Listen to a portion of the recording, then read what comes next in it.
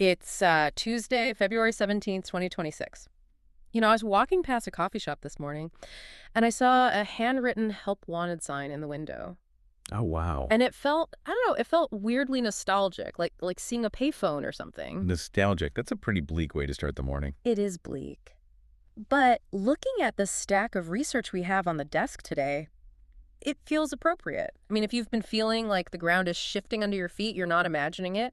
We are living through what analysts are now calling the great turnover. It's a fitting name. It really captures the sheer magnitude of the shift. Yeah. We're not just talking about, chatbots writing emails anymore. No. We are talking about a fundamental restructuring of the economy, of the legal system, and even the basic architecture of how the internet works. Exactly.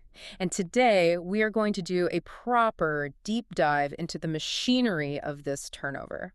We need to understand not just that it's happening, but how. We've got a massive stack of sources. Fresh employment data tracking, over 100,000 AI-driven layoffs? Yep. And a heavy-hitting report from the Brookings Institution on something they call adaptive capacity. Which is basically the formula for who survives this shift. Exactly. And we're going to look at the money, too. We have a research paper by Alexandra Rago on universal basic income, arguing that UBI is no longer a luxury, but a mathematical necessity. Plus, we have to talk about how the internet itself is kind of breaking. We have materials on GEO, generative engine optimization, the new SEO. Right. And then finally, a legal alert about this massive showdown between state regulations and a new federal executive order that is threatening to withhold billions in funding. It's a lot. But the mission today is to connect these dots from how we work to how we get paid, how we find information, and finally, who is fighting over the rules. So where do we start? Let's start with the jobs. The numbers we're seeing for 2025 and, the start of 2026 they're staggering. But I want to move past the headlines.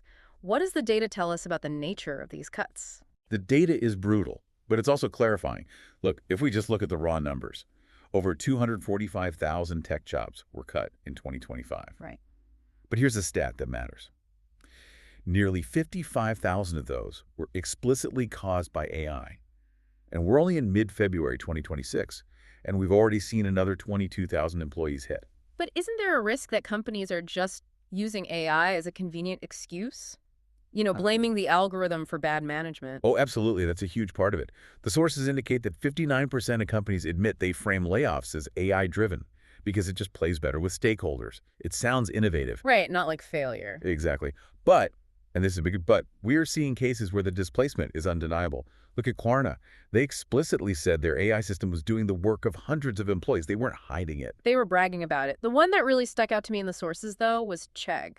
That felt different. That felt like extinction. Chegg is the canary in the coal mine. Yeah. They laid off 45% of their workforce.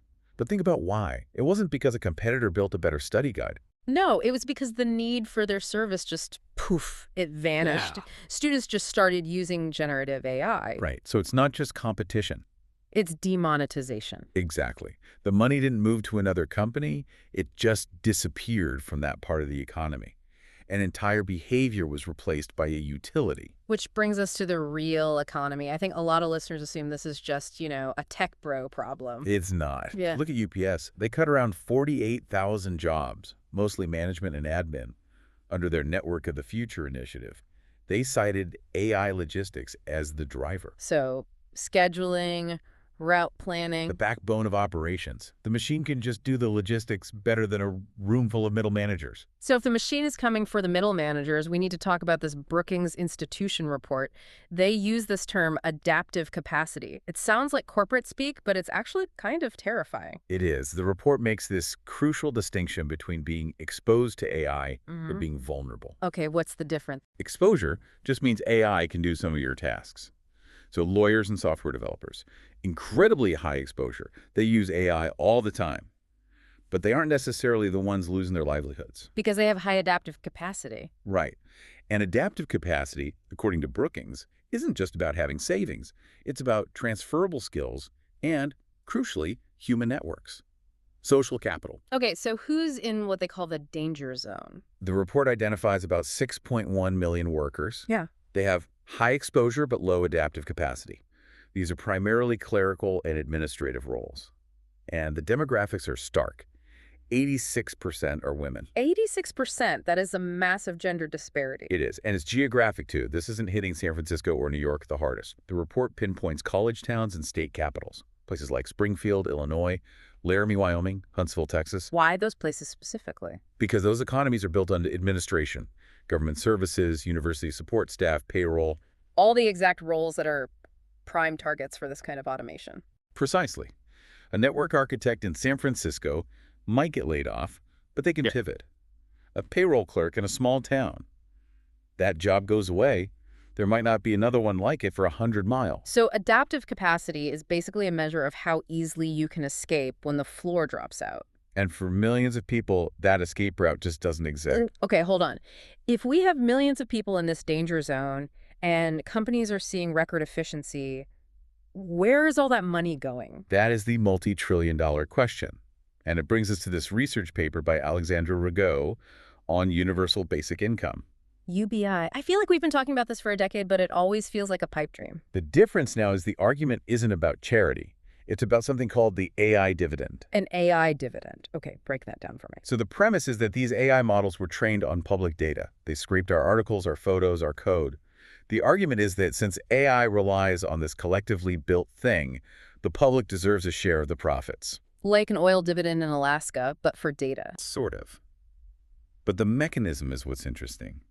The paper proposes taxing the surplus profits from automation. It even cites Bill Gates' old idea of a robot tax. But how do you actually implement that? If I use an AI to write code faster, did a robot take a job?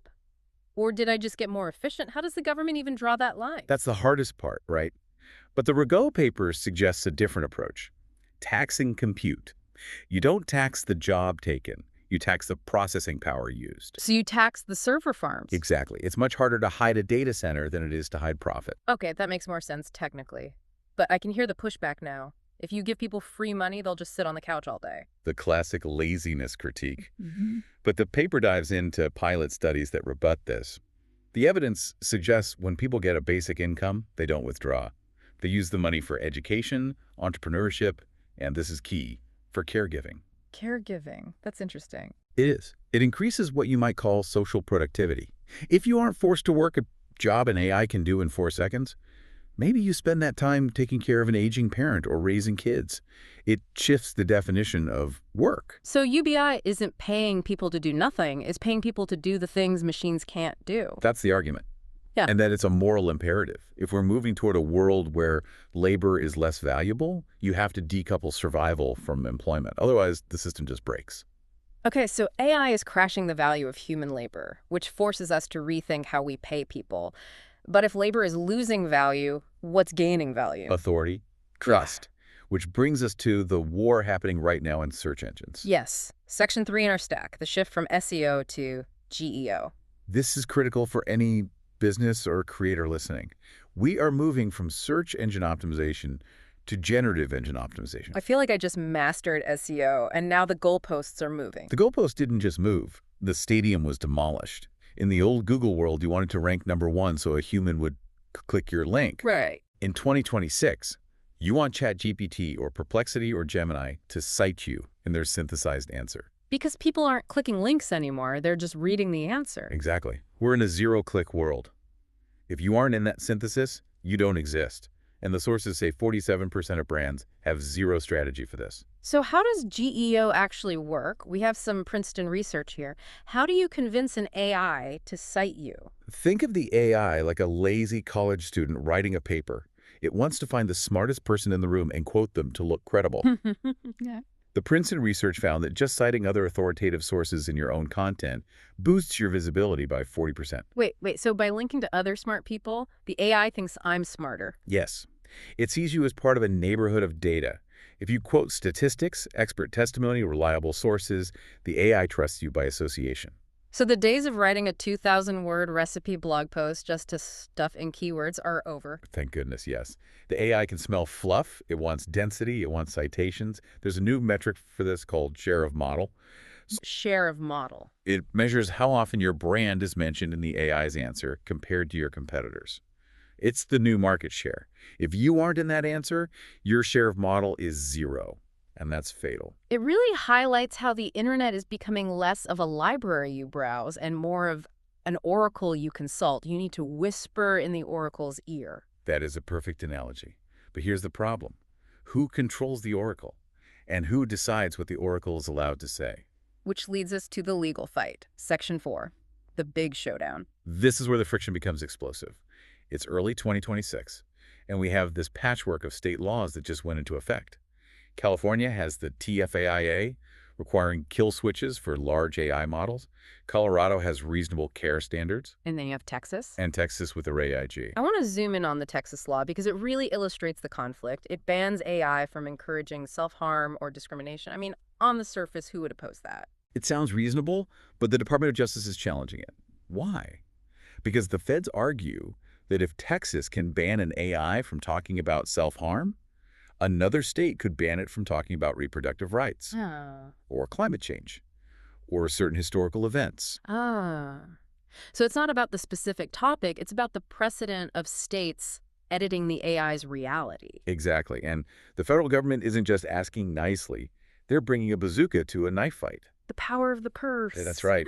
This new federal executive order, signed back in December, its goal is to preempt these state laws. And the weapon is the BEAD funding the broadband money. The infrastructure money. Yes. About $21 billion to bring internet to rural areas. The exact areas we just said are economically vulnerable.